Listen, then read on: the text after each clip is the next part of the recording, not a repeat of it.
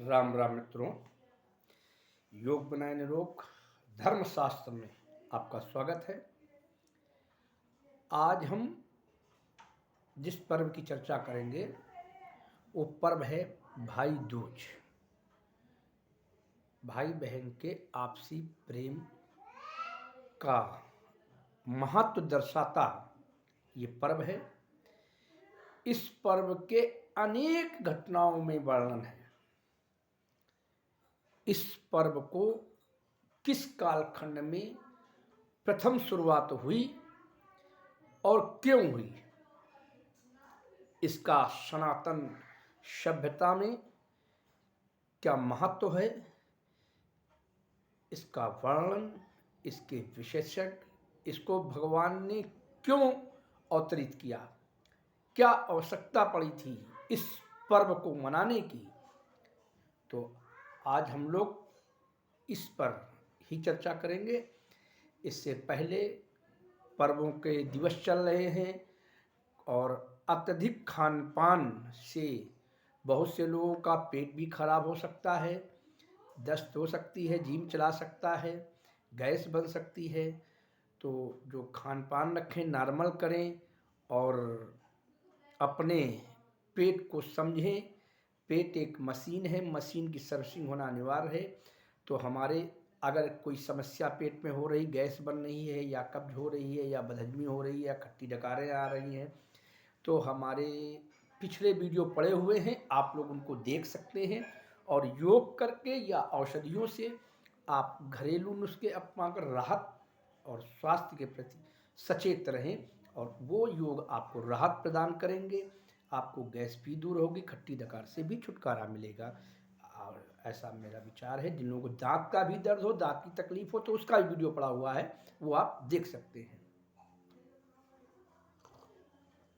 तो मैं चर्चा कर रहा था भाई दूज पर्व की। सनातन सभ्यता में, हिंदू धर्मावलियों में भाई दूज का बहुत ही मार्मिक महत्व है।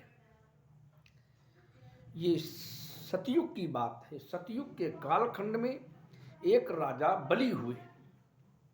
राजा बलि, जिनका अपना एक महत्व था, वो दान देने में कभी हिचकते नहीं थे।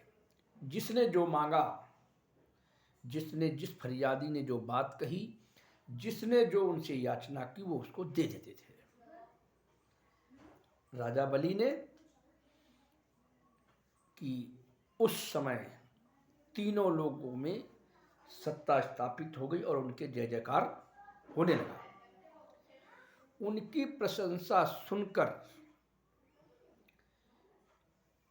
देवलोक की नारियों को, देवलोक की देव माताओं को ईर्ष्या होने लगी और उन्होंने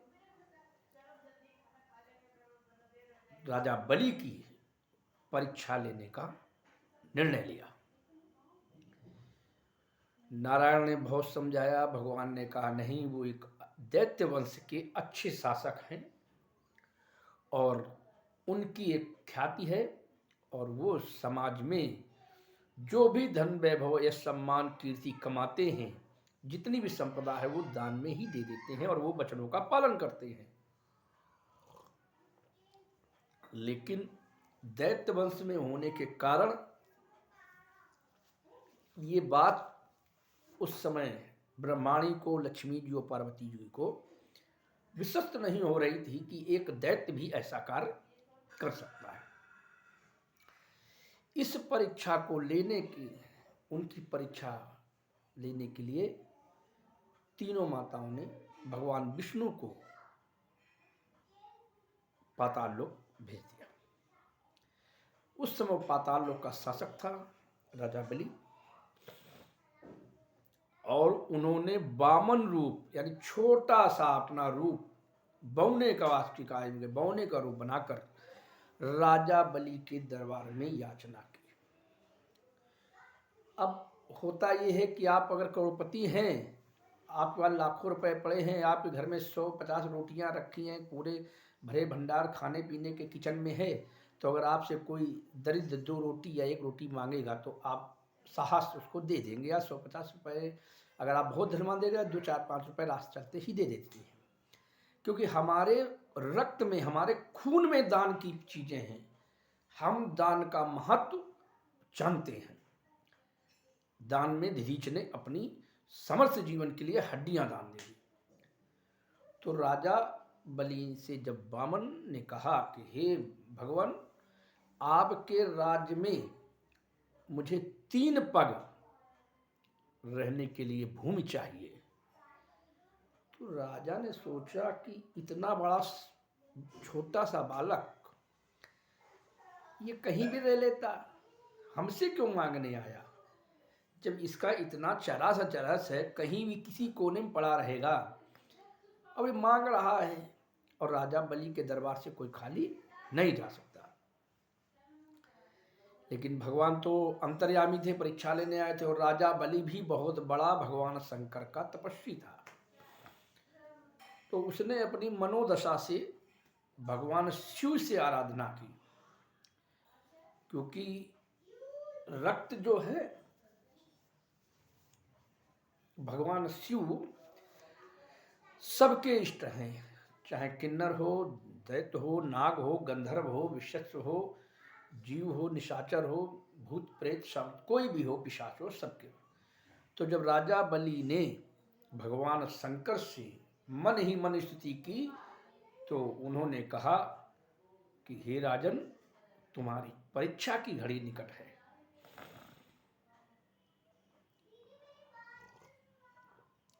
राजा बलि की जब पूर्ण रूप से परमात्मा का संदेश उनको प्राप्त हो गया, तो उन्होंने कहा, हे वामन देवता, तुम जिस भूमि पर जहां भी 3 पग लेना चाहो, मैं चल प्रतिज्ञा लेता हूं। तो भगवान नारायण बोले, ऐसे नहीं, आप गंगा जल हाथ में लेकर एक प्रथम प्रतिज्ञा करें, 1 लोटे में, कि मैं 3 पग देने को तैयार हूं, तभी मैं लूंगा। अब राजन तो सब जान चुके थे, तो उन्होंने स्वयं अपने गंगा जल मंगाया और गंगा जल का लोटा हाथ में पकड़ा और कहा, मैं प्रतिज्ञा करता हूं कि मैं वामन देवता को 3 पग दूंगा। अब उन्होंने प्रतिज्ञा कर ली। पहला पग नापा तो भूमि लोक नप गया। विचार कीजिए, पहले पैर में पूरी भूमि भगवान ने नाप दी। दूसरा पग चला तो उन्होंने पूरा संसार, आकाश नाप दिया। ऐसी विषम परिस्थिति। अब वामन भगवान बोले, राजन, तीसरा पग कहां नापा जाए? बड़ी मार्मिक कथा है ये, बहुत कम लोग जानते होंगे और बहुत कम लोग इन कथा का वर्णन करते हैं कि एक पग में भूमि नप गई, दूसरे पग में पूरा आकाश नप गया। अब तीसरे पग के लिए तो राजा बलि बोले, परमात्मा, मैं आपकी दासता स्वीकार करता हूं, तीसरा पग मेरे ऊपर नाप ले। बहुत अच्छा शास्त्रीय प्रसंग है। भगवान ने तीसरा पग नापा, बलि से कहा, हे बलि, हे राजन, तुमने अपने वचनों को निभाया है, अब तुम जाओ, मुझसे जो भी चाहो मांग सकते हो। तो राजन बोले, हे परमपिता, आप जैसे लोगों को जो ज्ञानी, महाज्ञानी, कुटिल अनेक युगों तक माला जपते हैं, धन धरते हैं, साधना करते हैं, एक से एक कठिन योग करते हैं, वो दर्शन नहीं पाते, और आपने मुझ जैसे दैत्यवंशी को अपना आकर पैर से आशीर्वाद दे दिया, अब क्या चाहिए? लेकिन भगवान ने कहा, नहीं राजन, कुछ तो मांगना ही पड़ेगा। तो उन्होंने कहा, देना है तो भगवान, क्योंकि एक भिखारी से दूसरा भिखारी लेता नहीं है, लेकिन अब आप देव हैं और अब मैं याचक हूँ, तो मुझे सिर्फ आप एक वरदान दें, जिस भवन से मैं निकलता हूँ उसके हर खंड में, हर दरवाजे पे आपका दर्शन मुझे मिले। क्योंकि राजा बलि के महल के 52 दरवाजे थे और उसने वरदान क्या मांगा, जिस दरवाजे से मैं निकलूं उस दरवाजे पे तुम दर्शन देना। अब हो गया उल्टा, भगवान वामन भगवान वहां दास्ता हो गए, दास हो गए। रानियां परेशान हो गई, सारी देव माताएं नारद से कहीं ये क्या हो गया, कहीं अब तो दरबारी हो गए, तो कहीं कैसे मुक्ति मिलेगी, कहीं राजा बलि बड़े याचक हैं, सब कुछ दे देते हैं, तुम भी जाओ और उनसे कुछ मांगो, तुम्हें शायद प्राप्त हो जाए। तीनों रानियां आई, देवताओं ने वहाँ एक रूप बनाया और उन्होंने बताया कि राजा बलि इतने समय गंगा स्नान के लिए निकलते हैं, आप वहाँ जाएं, उनसे मांगें। वो तीनों देवियाँ राजा बलि के बीच रास्ते में गंगा और उनके महल के बीच में मिली। राजा बलि ने पूछा, हे देवियाँ तुम्हें क्या चाहिए? उन्होंने कहा, जो मैं वचन मांगूंगी आप पूरा करेंगे। तो उन्होंने कहा, मेरे पास तो कुछ है ही नहीं, सिर्फ महल। तो देवियाँ थी, उनका नहीं, आप प्रतिज्ञा करें, जो मांगूंगा मैं दूंगी। तो उन्होंने कहा, ठीक है भाई, मांगो। तो उन देवियों ने कहा, हे भगवान, हे दैत्यवंशी राजन, आप मेरे पति को दासता से मुक्त कर दें। तो राजा बलि ने कहा, नहीं, ऐसे नहीं हो सकता। तो उन्होंने कहा कि आपने मुझे बहन बनाया है, मुझे बहन कहा है और वचन निभाना आपका फर्ज है। उस कालखंड की तब उन रानियों ने अपने अस्त्र से एक धागा निकाला और वो कलावे के रूप में यहाँ प्राप्त होता है। ये कलावा राजा बलि की ही देन है। इतनी महत्वपूर्ण घटना थी जब उन्होंने उस दैत्य वंश शासक राजा बलि को अपना भाई बनाया, तब भगवान नारायण को दासता से मुक्ति मिली। इसलिए कई कई परीक्षाएं बहुत कठिन हो जाती हैं। ये मार्मिक प्रसंग है कि कितना कठिन है भाई बहन का प्रेम। तो आप सभी लोगों को इस छोटे से प्रसंग के माध्यम से ये बताने की चेष्टा की कि समाज में जिसको बहन बनाएं उसका आखिरी समय तक साथ निभाएं। यही इस पर्व की महत्वपूर्ण जानकारी है। एन बंधो राजा बलि, चल माँ चल माँ चल माँ। भाई दूज की सभी स्नेही प्रेमियों बंधुओं, आप सभी को, जो भी हमारे चैनल देखते हैं, हमारे वीडियो देखते हैं, हमारे औषधि देखते हैं, हमारे योग करते हैं, उन सभी बंधुओं को भाई दूज की हार्दिक शुभकामनाएं व बधाई।